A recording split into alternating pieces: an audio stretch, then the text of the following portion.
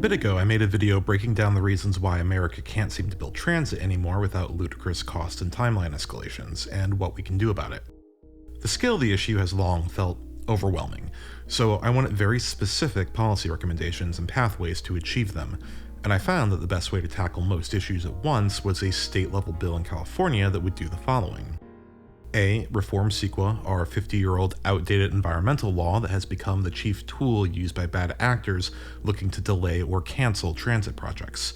The right reform would streamline studies for these projects and give them more legal protections against these bad actors. B. Reform Caltrans, or turn it into a new transit-focused agency, although I overlooked the fact that California State Transportation Agency, CalSTA, exists, which basically is that. But either way, we need to fund said agency appropriately to attract the best private sector talent, creating a culture that respects and develops specialists, and using this agency for much of the soft cost work, such as designing and engineering for projects statewide, lessening the burden on local agencies to do that work or farm it out to consultants. C. Grant master permitting authority to transit agencies so local jurisdictions can't slow down or stifle reasonable construction schedules. D. Provide a consistent funding mechanism for transit, reducing our reliance on federal funding, possibly via shifted highway funding. And E. Commit to electrifying rail instead of pursuing hydrogen trains, which is more about avoiding a boondoggle and setting good policy than fixing those problems, but why not throw it in? Well, in a very rare win, I can now say, Good news, everyone! Turns out, shortly after I made this video, California Senate Bill 125 created a new task force to study these issues and make policy recommendations by Halloween 2025. And they've been quietly working in the background and have finally released their recommendations. And folks, they're fantastic. Let's look through them.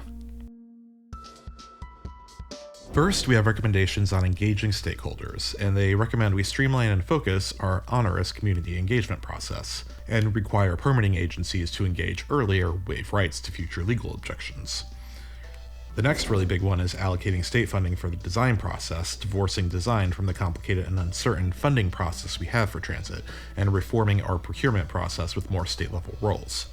Then, encouraging an overall long-term plan for projects, something I'm literally in the midst of a whole series on.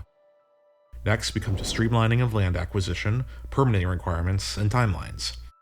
Here, we see more CEQA exemptions recommended, and a direct recommendation to give agencies master permitting authority, and a recommendation to create a state reward structure for efficient procurement strategies.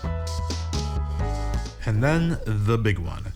Improving state capacity, i.e. the ability of our agencies to do much more work in-house. Line item procurement to avoid leverage issues with contractors, utilizing alternative project delivery structures like design bid build, forming regional collaboratives to develop institutional expertise and even form an organization within the state government to loan engineers to projects or help deliver them. Essentially my recommendation on enabling Caltrans and CalSTA to do this.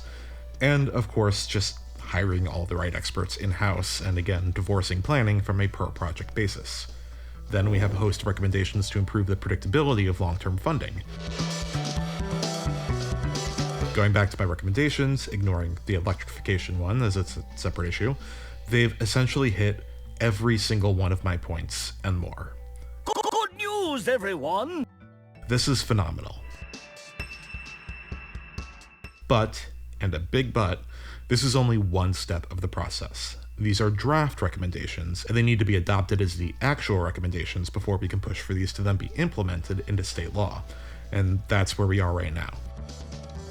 The task force has been presenting the recommendations to transit agencies, and troublingly but not surprisingly, has received massive pushback, especially from BART, whose CEO wants them to literally go back to the drawing board on recommendations for reasons that aren't explicitly clear, but implicitly are pretty obvious. Chad, this whole section, whatever it is, R, N, whatever it is on this thing, I'm going to make the motion that we take it back, you take it back, and sand it down, refine it, and bring it back to the next task force meeting. I think it's down in LA next week or next month or wherever it is. I mean, there's a reason the agencies aren't making the push to reform themselves. The fact that they need reform obviously means that some of them will resist that reform. So what we need to do is show up with massive support for these excellent recommendations to make sure they don't get watered down or totally neutered by agency politics for lack of champions. The best way to do this is coming up. The task force is presenting their findings to the LA Metro Board this Tuesday, June 10th at 10 a.m. It'll be a long meeting, but luckily public comments will happen at the start rather than the end. I should be there, either in person or on Zoom, and I highly encourage you to come out if possible. The fact that reform at this scale is even being entertained is remarkable and a testament to the hard work of the people who pushed for this task force and serve on it. We actually have massive reform at our fingertips, and we can't let this opportunity slip away. If this chance fails, it won't come again, so it needs a massive show of support. If you're local to LA, please show up and express your support for these draft recommendations. And if you're not, or you can't attend, virtual public comment is also available via Zoom, or you can use the pre-written letter tool in the description to email in a comment.